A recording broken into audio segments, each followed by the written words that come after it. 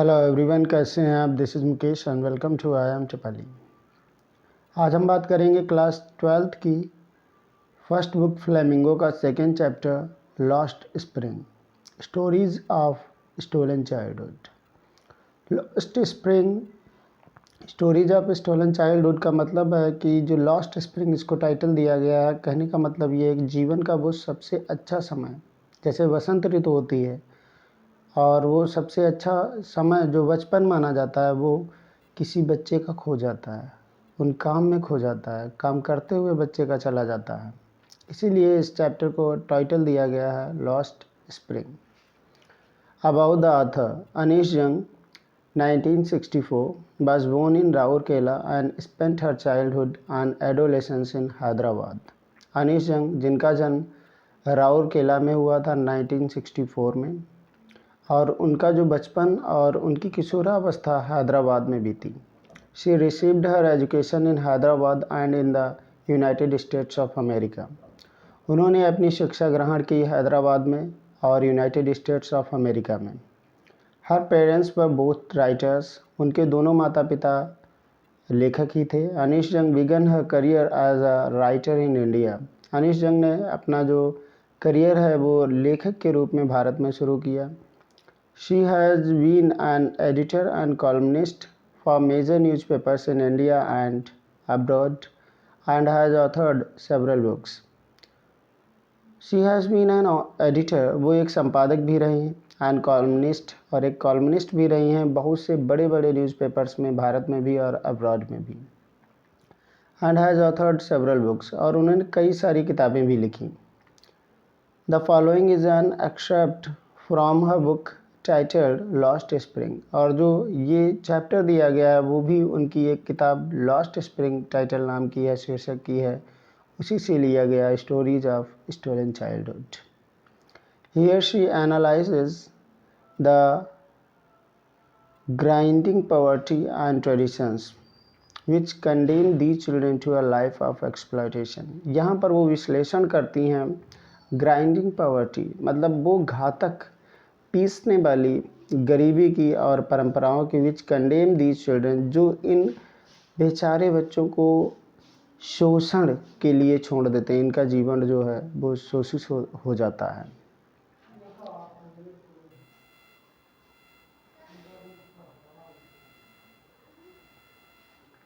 Sometimes I find a rupee in the garbage. Why do you do this? I asked Sahib, whom I encounter every morning scrounging for gold in the garbage dumps of my neighborhood। जो author है वो पूछती हैं कि why do you do this, मतलब इसका जो एक लाइन दिया गया, जो बेगिनिंग लाइन है, समटाइम्स आई फाइंड अ रूपी इन द गार्बेज, कभी कभी मुझे 1 रुपया भी मिल जाता है कूड़ा करकट में। और वो जो आथर है वो बताती है कि मैं सुबह सुबह इन बच्चों से मेरी मुलाकात हो जाती है, पड़ोस में वो बच्चे जो कूड़े के ढेर से सोने को तलाश रहे होते हैं। उनसे वह पूछती है, साहब से वो पूछती है, why do you do this, ऐसा तुम क्यों करते हो। साहब left his home long ago, साहब ने अपना घर बहुत लंबे समय पहले छोड़ दिया था। Set amidst the green fields of Dhaka, Dhaka के हरे हरे खेतों के बीच में उसका स्थित था घर। His home is not even a distant memory, अब उसका घर उसकी स्मृतियों में भी नहीं है, दूर दूर तक उसको याद नहीं है। There were many storms that swept away their fields and homes। बहुत से ऐसे तूफान आए जिससे उनका खेत, उनकी फसल, उनके घर उड़े चले गए। His mother tells him, ऐसा उनकी माता जी उसे बताती हैं। That's why they left looking for gold in the big city where he now lives। और इसीलिए वो भोजन की तलाश में, या कहें सोने की तलाश में, उन लोगों ने अपने घरों को छोड़ दिया और बड़े शहरों के पास आके रहने लगे, जहाँ पर वो अभी रहते हैं। I have nothing else to do, he mutters, looking away। दूर देखते हुए उसने बुदबुदाते हुए कहा कि मेरे पास और कुछ करने के लिए भी तो नहीं है। Go to school, I say glibly। मैंने उसे थोड़ा विचार करते हुए कहा, स्कूल को जाइए। Realizing immediately how hollow the advice must sound, मतलब ये तुरंत ये एहसास करते हुए कि कितनी खोखला कोई विचार था ये, मतलब कितनी खोखली सलाह थी उस समय, कितनी खोखली सलाह उसके लिए प्रतीत होती थी।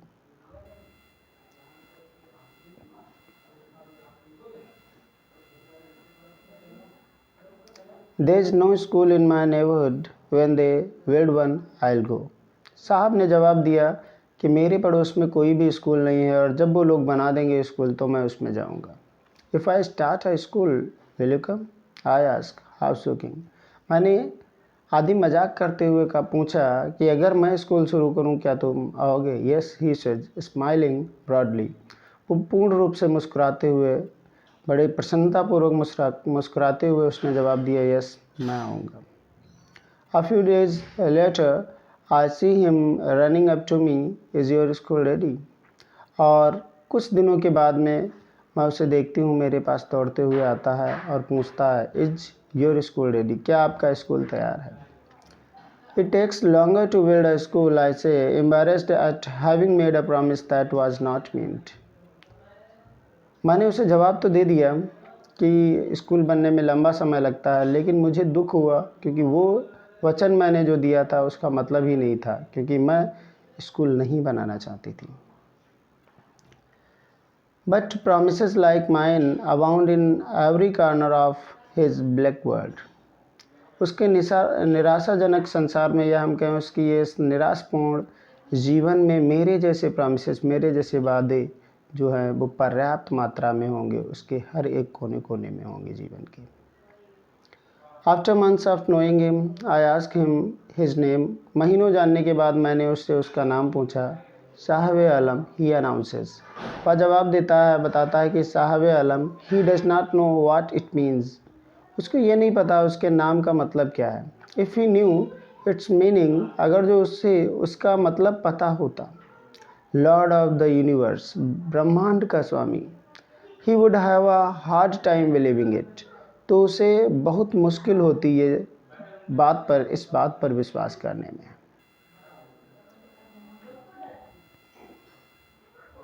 Unaware of what his name represents, he roams the streets with his friends.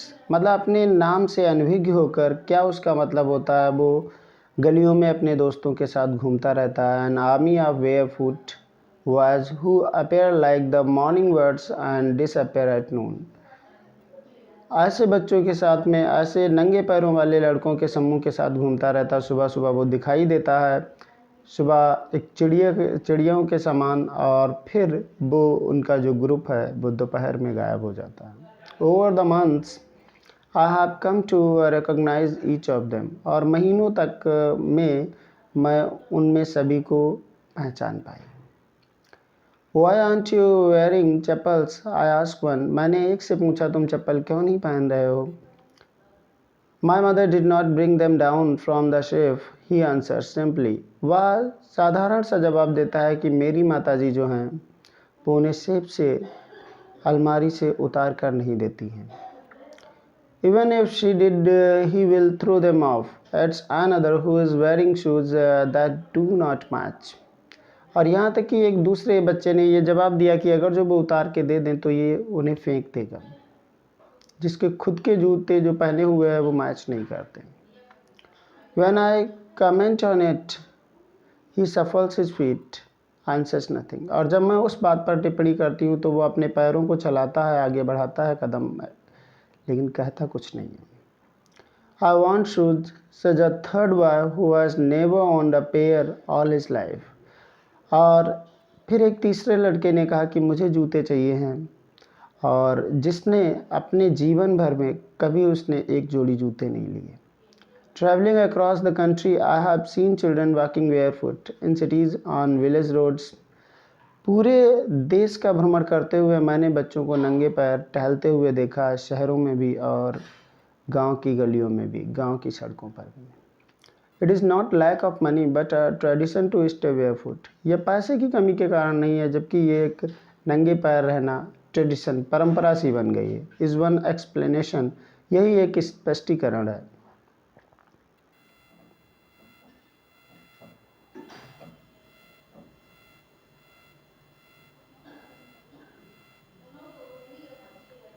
I wonder if this is only an excuse to explain away a perpetual state of poverty.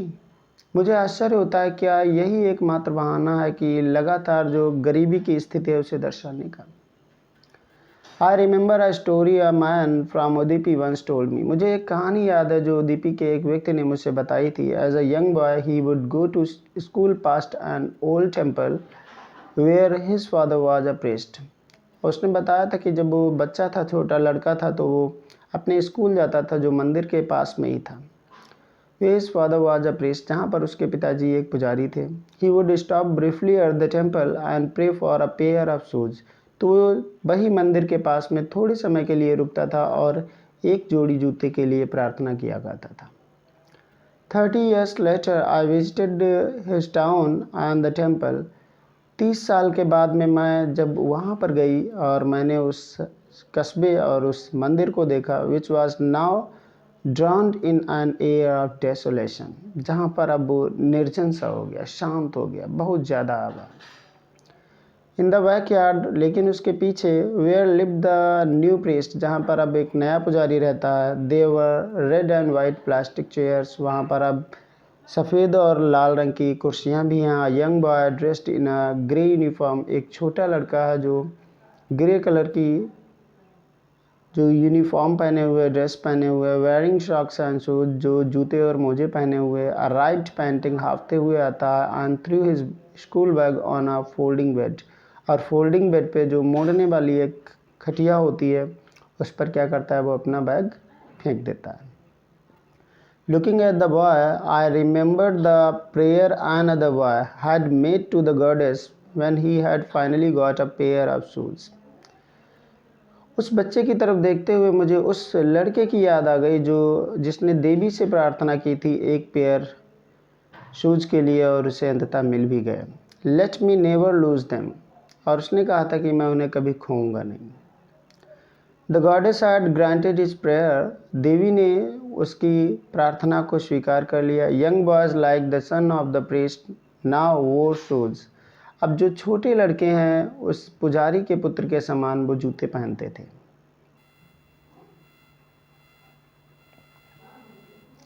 But many others like the rag pickers in my neighbourhood remain shoelace, लेकिन बहुत से दूसरे उन rag pickers के समान जो कूड़ा बीनने वाले हैं जो मेरे पड़ोस में हैं, वो अभी जूते विहीन ही हैं, वो नंगे पैर ही घूमते हैं। माई acquaintance with the barefoot rag pickers leads me to Seemapuri, मेरी जो परिचय मेरा था barefoot rag pickers के साथ में, वो मुझे सीमापुरी लेकर जाता। A place on the periphery of Delhi yet miles away from it, एक स्थान जो दिल्ली के किनारे है लेकिन फिर भी उससे बहुत ज़्यादा दूर है। मेटामॉर्फिकली, मतलब आप मान के चलें कि रूपक रूप में वो उससे मीलों दूर है, लेकिन फिर भी कहा जाता है दिल्ली के किनारे है।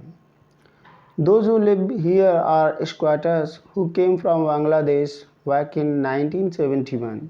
वो लोग जो यहाँ पर रहते हैं वो अनाधिकृत निवासी हैं जो बांग्लादेश से आए थे 1971 में। शाहज family is among them, Saheb का भी परिवार उन्हीं में से एक है। Seemapuri was then a wilderness, Seemapuri उस समय वीरान जगह थी। इट स्टिल इज़, अभी भी है, but it is no longer empty, लेकिन अभी खाली नहीं है वो। In structures of mud with roofs of tin and tarpaulin, devoid of sewage, drainage or running water, live 10,000 rag pickers. लेकिन वहाँ पर अब उन लोगों ने मिट्टी के घर बना रखे हैं, छत बनाई है जो टिन या टरपालिन, एक जो तरपाल पॉलीथीन आती है उसकी, नाले के किनारे जो है पानी बह रहा है, और वहाँ पर लगभग 10,000 रैग पिकर्स रहते हैं। They have lived here for more than 30 years without an identity, और वहाँ पर उनको रहते हुए लगभग 30 साल से ज़्यादा हो गया है बिना किसी पहचान के। विदाउट परमिट्स, बिना आज्ञा के, बट विद राशन कार्ड्स, लेकिन उनके पास राशन कार्ड्स हैं। That get their names on voters list, जिससे उनका नाम वोटर लिस्ट में आ जाता है। And enable them to buy grain, और उनको अनाज खरीदने के लिए वो योग्य हो जाते हैं। Food is more important for survival than an identity. भोजन उनके लिए ज़्यादा महत्वपूर्ण है, उनके जीवन के लिए, उनके जीने के लिए एक पहचान की अपेक्षा। If at the end of the day we can feed our families and go to bed without an aching stomach, we would rather live here than in the fields that gave us no grain. Say a group of women in tattered sarees when I asked them why they left their beautiful land of green fields and rivers. जब मैंने एक फटी पुरानी साड़ियाँ पहने हुए औरतों के एक ग्रुप से पूछा कि क्यों उन लोगों ने अपना घर छोड़ दिया, अपने हरे खेत क्यों छोड़ दिए और नदियाँ क्यों छोड़ दी, तब वो जवाब देती हैं कि अगर दिन के अंत तक हम लोगों को भरपेट मेरे परिवार को पूरा भोजन मिल सकता है और हम लोग पेट में बिना दर्द के सो सकते हैं, तो हम लोग यहीं रहना चाहेंगे उन खेतों की अपेक्षा जहाँ पर मुझे कोई भी अनाज उनसे नहीं मिलता था। Wherever they find food, they pitch their tents that become transit homes. जहाँ पर भी उन्हें भोजन मिलता था वहीं पर वो अपना तंबू लगा लेते थे और वही उनका अस्थायी घर बन जाता था। Children grow up in them, उसी में बच्चे बढ़ते थे, becoming partners in survival. और जब वो बच्चे धीरे धीरे बड़े होते थे तो जीविका में वो भागीदार बन जाते थे। And survival in Seemapuri means rag picking, और सर्वाइवल जीविका का मतलब सीमापुरी में है रैग पिकिंग, कूड़े को बीनना। थ्रू द ईयर्स, सालों तक, it has acquired the proportions of fine art, सालों तक ये एक ललित कला का भाग भी बना रहा, ललित कला की ख्याति को प्राप्त किया। Garbage to them is gold, कूड़ा जो है वो उनके लिए सोने के समान है। It is their daily bread, ये उनकी रोजी रोटी है। रूफ ओवर देयर हेड्स, उनके सिर पर छत है। Even if it is a leaking roof, भले ही ये चूने वाली छत क्यों ना हो। But for a child it is even more, लेकिन एक बच्चे के लिए उससे भी ज़्यादा है।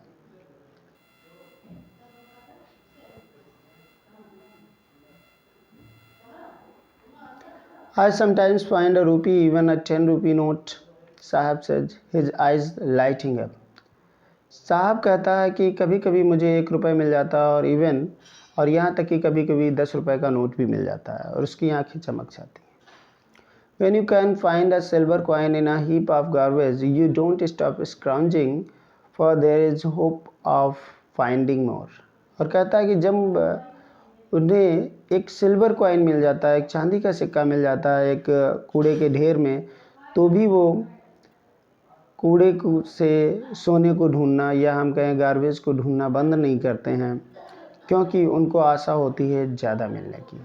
It seems that for children garbage has a meaning different from what it means to their parents.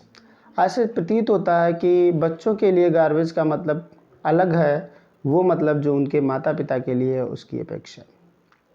For the children it is wrapped in wonder, बच्चों के लिए ये एक आश्चर्यजनक चीज़ है, जो आश्चर्य में लपेटी हुई चीज़ है। For the elders it is a means of survival, और बड़े लोगों के लिए उसका मतलब है मीन्स ऑफ सर्वाइवल, मतलब जीविका का साधन। One winter morning, I see Sahab standing by the fenced gate of the neighborhood club. एक ठंडक की सुबह मैं साहब को देखती हूँ एक चहर दीवारी वाले गेट के पास खड़े हुए, पास में ही क्लब के पास। Watching 2 young man dressed in white playing tennis, और वो 2 यंग युवा लोगों को सफ़ेद ड्रेस में, जो युवा लोग हैं सफ़ेद कपड़े पहने हुए हैं, वो टेनिस खेल रहे हैं, उनको देख रहा है। I like the game, he hums, content to watch it standing behind the fence. वो बुदबुदाता है कि मुझे ये गेम पसंद है और अपने आप में संतुष्ट है उस गेम को देखते हुए और खड़े होते हुए वहीं फेंस के पीछे, चार दीवारी के पीछे। I go inside when no one is around, he admits. वो ये बात स्वीकार करता है कि मैं अंदर चला भी जाता हूँ जब यहाँ कोई नहीं होता है। The gatekeeper lets me use the swing. और जो गेट कीपर है वहाँ पर वो मुझे झूलने दे देता है।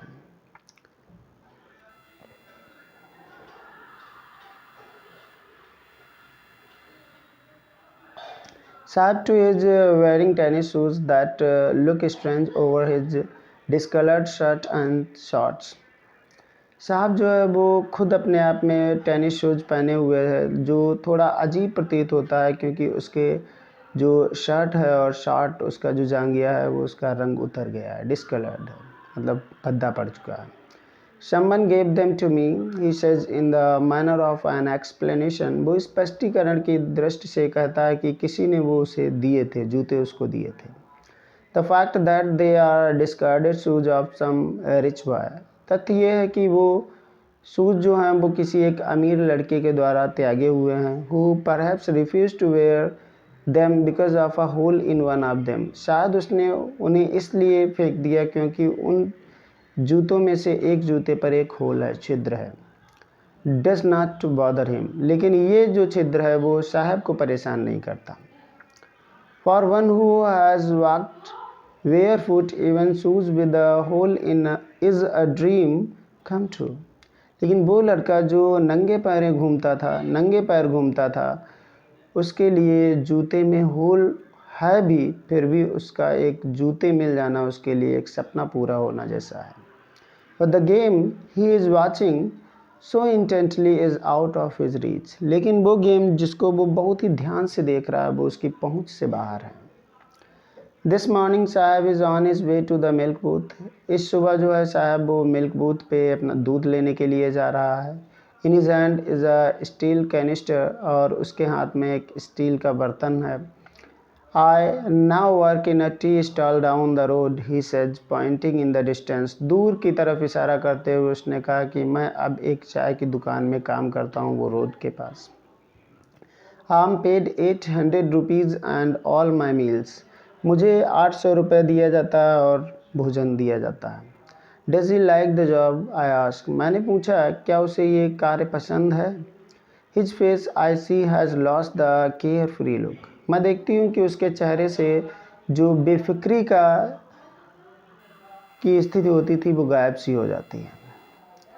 The steel canister seems heavier than the plastic bag he would carry so lightly। मतलब जो स्टील कैनिस्टर है, जो स्टील का बर्तन है, वो उसे अपनी प्लास्टिक की बैग जो वो बोरी लेके घूमता था अपने साथ, जिसमें कूड़ा वो बीन कर रखता था, उससे कहीं ज़्यादा वजन लग रहा है।